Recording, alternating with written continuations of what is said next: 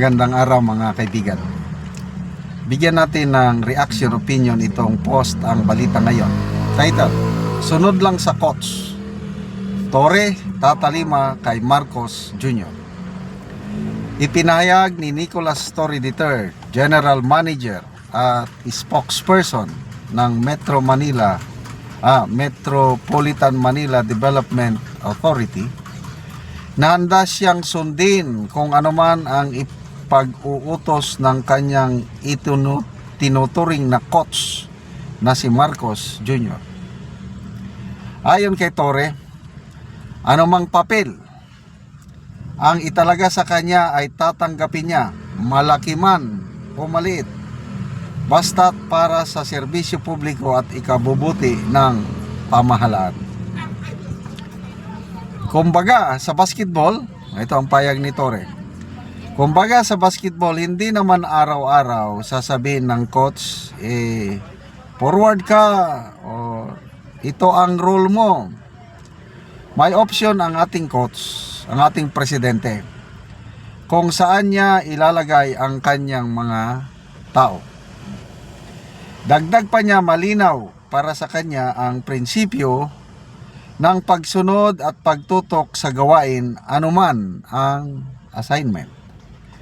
So, sabi niya, ako naman, kung anong sinabi ng coach, sunod tayo. At may mga rules na ako'y naniniwala, walang malaki o maliit na rules. Pare-pareho yan, lahat, serbisyo publiko.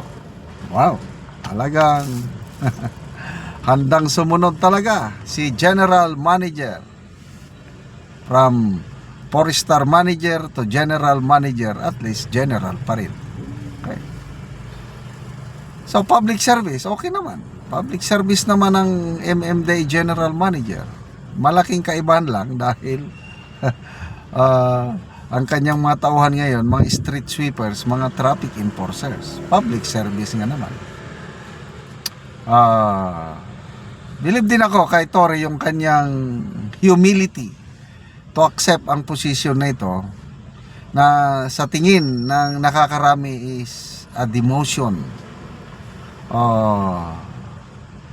Good for General Nartates dahil makukuha niya na ang kanyang 4-star general rank. Kawawa naman yung tao na serving as PNP chief tapos 3-star lang. So maligaya ako para kay General Nartates. I don't know kung naibigay na yung 4-star rank niya. Ito naman kay General Torre, good luck sa kanyang bagong trabaho. Tama yun. Gusto niyang maglingkod eh. Okay lang as General Manager. Ang tanong, after ng Marcos Jr. administration, ano kaya ang kinabukasan ni General Torre?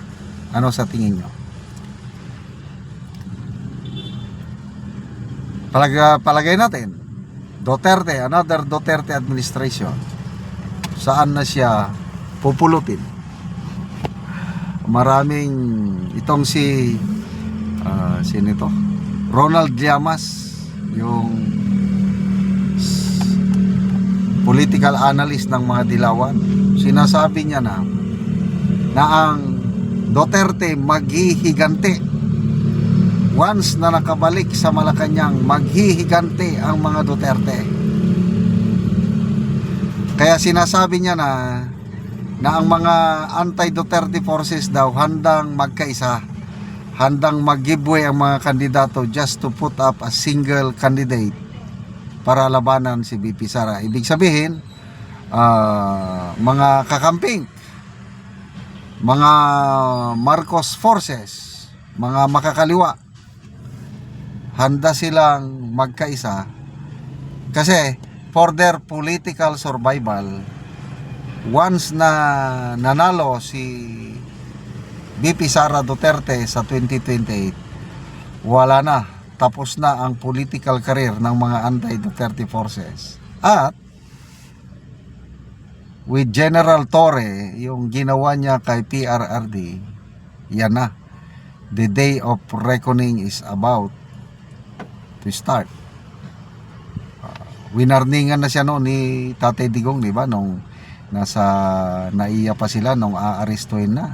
Mag-isip-isip ka, General Torre. Magre-retire ka rin. Itong ginagawa mong ito, ang anak ko, magpre-presidente yan. Sige, mag-isip ka.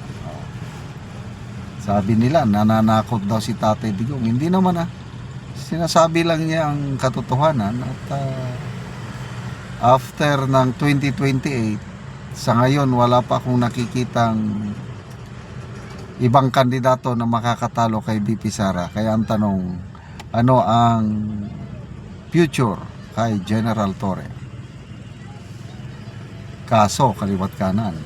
Tignan nyo yung kasong isinampa ni Mayor Baste kay General Torre.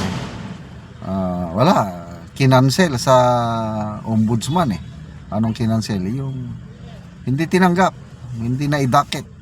So, ibig sabihin, ligtas pa rin siya ngayon. Kaya lang, hindi forever na may Marcos na dumidepensa sa kanya kasi nga hanggang 2028 lang kanyang amo. So, lintik lang ang walang ganti ang kasabihan ng mga Pilipino. Ano sa tingin nyo? Maghihiganti ba si BP Sara pag nakaupo na siya? Kung ako inyong tatanungin, ang iisipin pa rin ni BP Sara yung mas nakakabuti sa marami. Yun ang tingin ko. Kasi si Tatay Digong noon pwede man niyang ipa-impeach si then BP Lenny na kumukontra sa kanya at sabi niya, no, pag yung impeach yung tao, hindi porke binabatikos niya na ako pwede nyo nang gawin. That's part of democracy, yung pagbatikos na yan. Kaya hindi pinayagan ni Tatay Digong na ma-impeach si BP Lenny noon.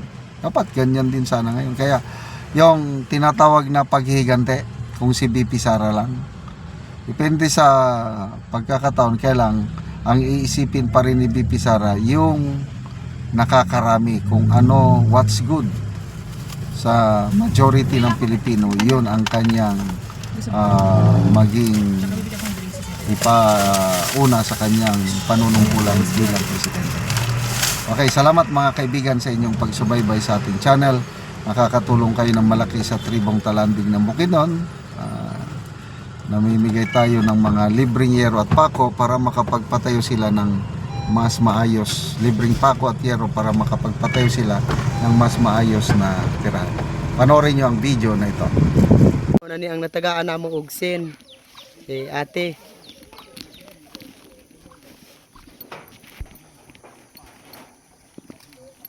Nani ang iyang balay. Buslot na, giantos lang namo ang mga buslot. So muna na ang itsura sa ilang balay. Gipangbutangan lang namo og silopin kay aron nga dili mi ulanan. Butangan lang og silupin kay Kay kung mag-ulan matuluan matuluan. na katuig sa among pagpuyo dire, unya giantos lang namo nga ang among abuhan maglungag mi, mabasa na mi, gisapaw-sapaw lang namo ang sin. So muna na gyud na ang ilang kahimtang. Sapaw-sapaw lang daw ang sin. So, tungod sa kalisod, so wala gid sila naka ang uban ibutangan lang gani nila og sako. Sako, silopin, At aron least nga ang makaatop kay sila. luoy na gid. So karon te pila na ni katuig ang inyong balay ngin ang itsura. Dosi na katuig nga gaantoso namo niyang ulan. Kay balaga kaon mi, galungag mi, gakabasa gyud mi, pero amo lang ginanto sa 12 ka tuig. So salamat kaya ning naghatag sa sin kay makabalay na gyud mi, makaatop na mi kay luoy na gyud kay mi. So unsay trabaho sa imong banat Manginadlaw ra mi. Tapos dili pod mi ma-maintain sa isa ka semana, pila ra man gyud kita sa mga pobre nga. Ang adlaw 200 lang, unya isa ra ang mag-inadlaw. Unya di naka-approve lagi og ipalit sa sin. Kay kulang pa gani ipalit namo og bugas. Lagi. Salamat kayo sa Ginoo nga manginaot mi nga magpadayon kining inyong paginabang sa mua. Mm. Say, nagampo gyud mi nga kaloy ang gyud mi. So karon nagpasalamat mi sa inyo ha nga gitagaan mi ninugsen, maayo na gid ang among balay, makatop na mi, makuha na ni ang mga buslot. Gipangbutangan lang og silupin, sako. Mabasa na mi kung ulan. Luoy na gid kayo mi, salamat kayo. Salamat pod kaayo.